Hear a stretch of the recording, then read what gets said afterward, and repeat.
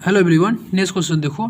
NCERT mathematics chapter 10 circle class 10 exercise 10.2 question number 11 prove that the parallelogram circumscribing a circle is a rhombus. ठीक है, आपको prove करना है कि जैसे मान लो कोई सर्कल है ऐसे और एक इसके अंदर है, पैरेललोग्राम के अंदर है, ऐसे कुछ कर लो, मान लो ऐसे है, ठीक है, और ये कुछ ऐसे है, ऐसे, ओके, और ये कुछ ऐसे। तो यही आपको बताना है कि ये क्या है, एक रोम्बस है। ठीक है, तो इसका नाम दे दो A B C and D. Okay, now यहाँ जो टच कर रहे हैं पॉइंट ऑफ कांटेक्ट को आप नाम दे दो P Q R and S. Okay, इतना समझ में आ गया। अब देखो ये सब क्या है, पॉइंट ऑफ कांटेक्ट है। ओके, नाउ अब देखो आपको करना क्या है, यहाँ पे लिखो आप कि ए बी सी डी क्या है। देखो ए बी सी डी क्या है, ए बी सी डी देखो टू प्रूफ क्या प्रूफ करना, ए बी सी डी, ठीक है, इज अ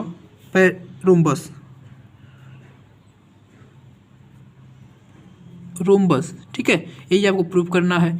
इसको प्रूव करने के लिए आपको क्या करना पड़ेगा, A B is equal to B C is equal to C A is equal to A B plus B C plus C D. Okay, C D is equal to D ए।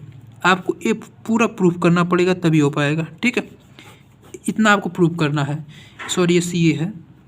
ठीक है, तो आप प्रूफ कैसे करोगे, देखो given है कि ए B C D क्या है, गिवन प्रूफ देखो, given A B C D एक क्या है, पैरेललोग्राम है।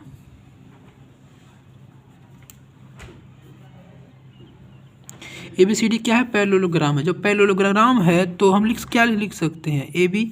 देखो पैरेललोग्राम होने का मतलब क्या होता है कि इनके ए वाला साइड इसके इक्वल होगा एंड ए वाला साइड इसके इक्वल होगा, this is called the parallelogram, और इसके पैरेलल भी होगा और ए साइड इसके पैरेलल होगा। Okay, now A B is equal to, जब ए इसके इक्वल होगा तो ए बी इक्वल टू हम क्या लिख सकते हैं, सी डी लिख सकते हैं। देखो इसके इक्वल ए होगा तो A B equal to C D.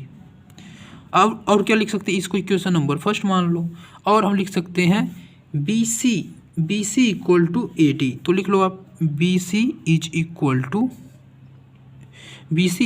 To A D. Okay, इसको इक्वेशन नंबर 2 मान लो। ओके, नाउ अब क्या लिख सकते हो आप, अब आप लिख सकते हो कि D R is equal to D S. देखो D R is equal to D S, A वाला साइड इसके इक्वल होगा। क्यों, क्योंकि tangent on the circle from point कहाँ से, डी से। ठीक है, डी से एक्सटर्नल पॉइंट से अगर जो हम सर्कल पर टेंजेंट डालते हैं तो दोनों इक्वल होते हैं, इसीलिए हम D R equal to D S लिख सकते हैं। देखो D R equal to D S. Okay, similarly और क्या हम लिख सकते हैं, देखो C R equal to C Q भी तो लिख सकते हैं। Similarly C R is equal to C Q भी लिख सकते हैं। देखो C R is equal to C Q, यानी ए वाला साइड इसके इक्वल होगा। सेम चीज़, ठीक है, tangent on the circle from point C लिख देना यहाँ पे। ठीक है, और क्या लिख सकते हैं, देखो B P is equal to B Q. ठीक है, तो लिखो B P is equal to B Q. ठीक है, इसमें क्या लिखोगे, tangent on the circle from point B. ठीक है, और क्या लिख सकते हो, देखो ए पी, ठीक है, A P is equal to A S. ठीक है, तो आप लिखो A P is equal to A S. इसमें क्या लिखोगे, वही tangent on the circle from point, यहाँ ए लिख देना। ओके, देखो ए से टेंजेंट है ना, तो ये सारे इक्वल होंगे। अब आप सबको ऐड कर दो। ठीक है, ऑन एडिंग ऑल। ठीक है, ऑन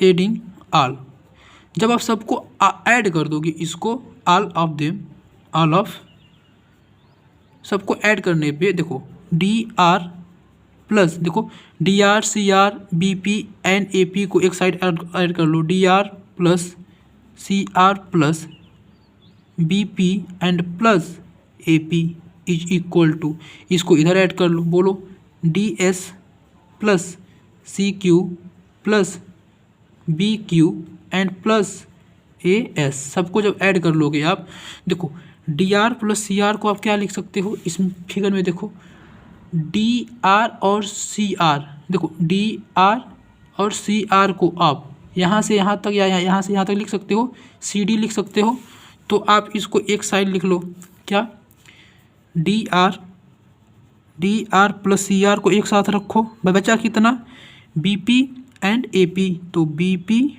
और ए पी को एक साथ रख लो, ठीक है। ऐसे इसमें देखो आप डी एस को प्लस ए एस को एक साथ रखो एंड बी पी, ठीक है, C Q plus C Q and क्या बचा बी क्यू को एक साथ रख लो, ठीक है।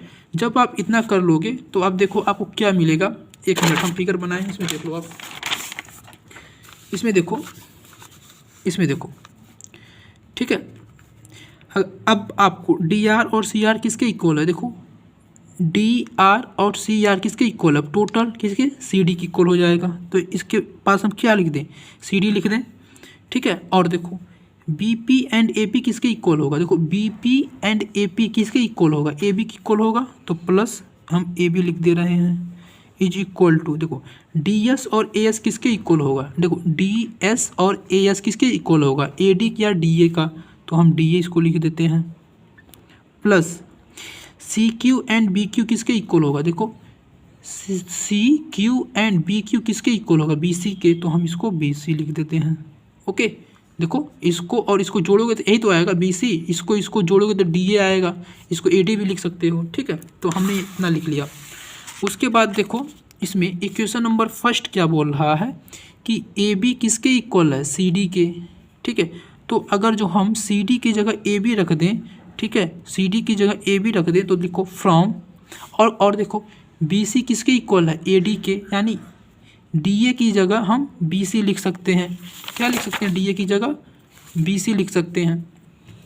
तो आप इसको डी ए पढ़ो या ए डी पढ़ो, दोनों सेम है, तो आप फ्रॉम